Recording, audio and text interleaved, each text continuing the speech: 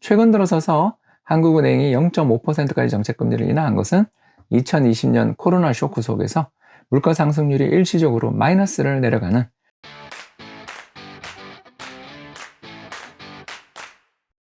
안녕하세요. 28년차 이코노미스트 홍춘욱입니다. 최근에는 세종사이버대학교 경영학과 초빙교수로 일을 하고 있고요. 얼마 전 실버 버튼을 받은 크리에이터이기도 합니다.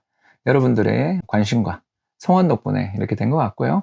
여러분들 많이 구독과 좋아요 버튼 부탁드리겠습니다. 이제 본격적으로 오늘 이야기를 시작하자면 인플레가 발생할 때 금리가 오르는 이유, 이 부분에 대해서 오늘 한번 방송을 준비해 보았습니다. 물가가 상승할 때 금리가 오르는 이유가 뭘까?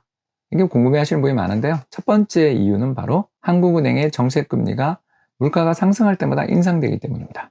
그림을 보시면 굵은 검정색 선으로 되어 있는 정책금리는 소비자 물가가 불안해질 때마다 올라가는 것을 확인할 수 있습니다. 왜 이런 일이 벌어지느냐 하면 바로 물가 안정 목표제 때문입니다. 물가 안정 목표제란 한국은행법에 규정되어 있는 정의로서 또는 규정되어 있는 항목으로서 간단하게 말해 한국은행이 목표로 하는 물가 수준을 높아갈 때, 즉 2%인데 2%보다 소비자 물가가 높아질 거라고 생각될 때는 금리를 인상해서 경기를 쿨다운, 다시 말해서 안정시키고, 반대로 물가가 2%를 하회하게 될 때는 금리를 인하해 돈을 풀고 경기를 부양하는 이런 정책들을 펼치는 것입니다. 최근 들어서서 한국은행이 0.5%까지 정책금리를 인하한 것은 2020년 코로나 쇼크 속에서 물가 상승률이 일시적으로 마이너스를 내려가는 디플레이션의 위험이 높아졌기 때문이라고 볼 수 있겠습니다. 그렇다면 이제 지금은 금리 인하 국면인가? 이렇게 물으면 아니, 이제 동결해서 인상으로 준비해 나가는 구간이다, 이렇게 말씀을 드릴 수가 있겠습니다.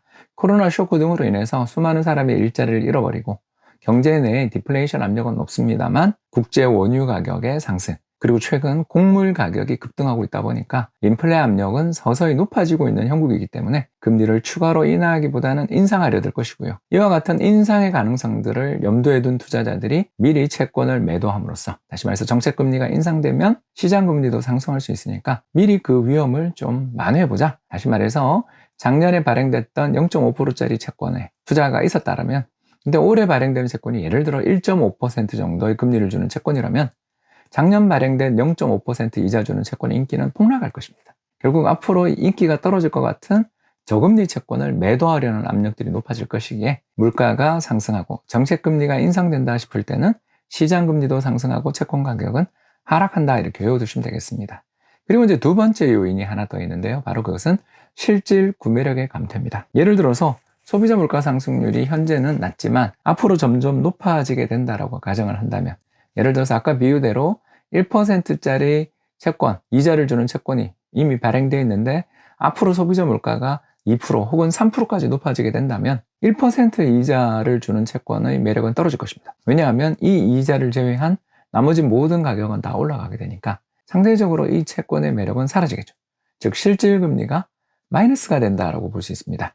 금리 빼기 물가를 한 게 실질금리가 되겠죠. 따라서 이상의 이야기를 좀 정리해 보자면 최근 시장금리가 상승했는데 이건 정책금리 인하 기대가 소멸되고 더 나아가 인상의 가능성이 높아진 게 제일 크다. 두 번째, 물가 안정 목표제의 영향으로 인해서 소비자 물가가 2%를 넘어선다 싶을 때는 금리가 인상된다는 원칙이 있기 때문이다.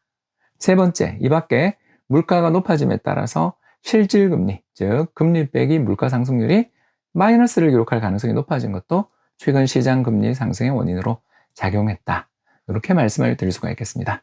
지금까지 시청해 주셔서 대단히 감사합니다.